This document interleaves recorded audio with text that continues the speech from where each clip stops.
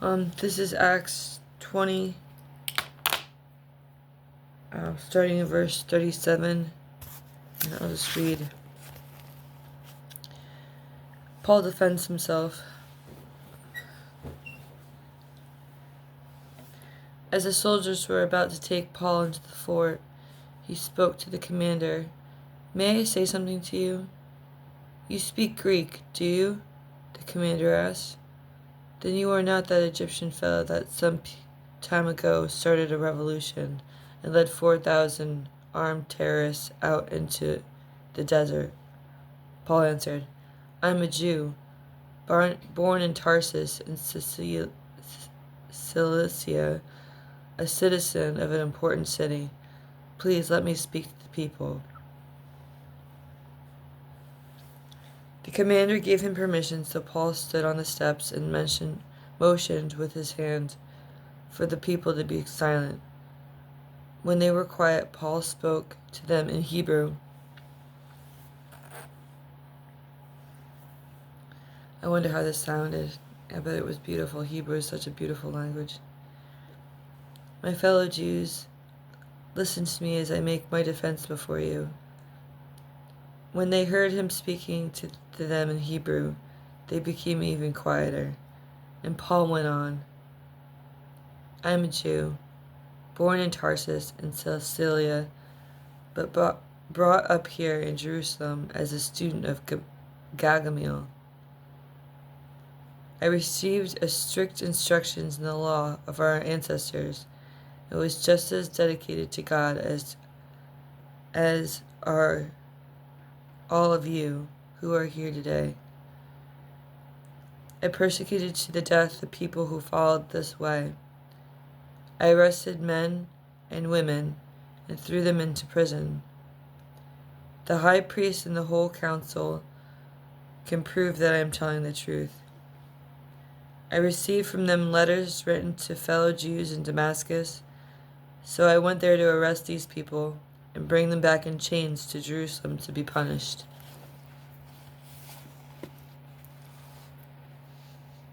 As I was traveling and coming near Damascus, about midday, a bright light from the sky flashed suddenly around me. I fell to the ground and heard a voice saying to me, "Saul, Saul, why do you persecute me?" "Who are you, Lord?" I asked. "I am Jesus of Nazareth, who you persecute," he said to me. The men with me saw the light, but did not hear the voice of the one who was speaking to me. I asked, "What should I do, Lord?" And the Lord said to me, "Get up and go into Damascus, and there you will be told everything God has determined for you to do." I was blind because of the bright light, and so my companions took me by the hand and led me into Damascus.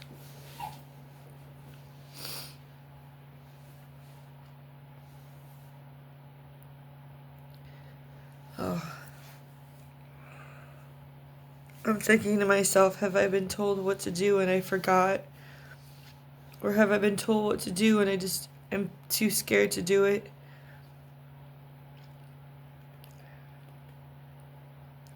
Verse 12. In that city was a man named Ananias, a religious man who obeyed our law and was highly respected by all the Jews living there.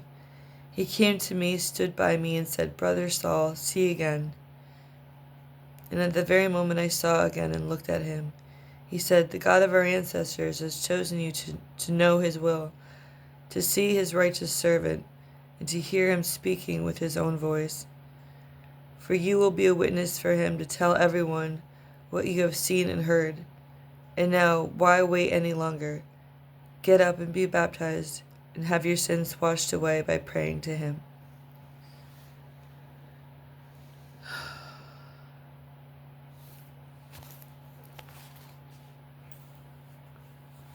This is called Paul's call to preach to the Gentiles. He continues, "I went back to Jerusalem, and while I was praying in the temple, I had a vision in which I saw the Lord as he said to me, 'Hurry and leave Jerusalem quickly, because the people here will not accept your witness about me.' 'Lord,' I answered, They know very well that I went to the synagogues and arrested and beat those who believe in you. And when your witness Stephen was put to death,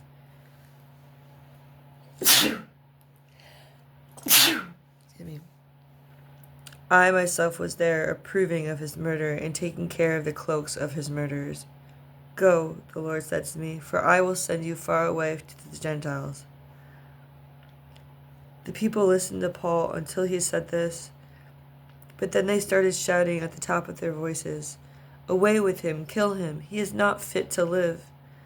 They were screaming, waving their hands, weaving their clothes, and throwing dust up in the air. The Roman commander ordered his men to take Paul into the fort, and he told them to whip him in order to find out why the Jews were screaming like this against him. But when they had tied him up to be whipped, Paul said to the officer standing there, "Is it lawful for you to whip a Roman citizen who hasn't even been tried for any crime?"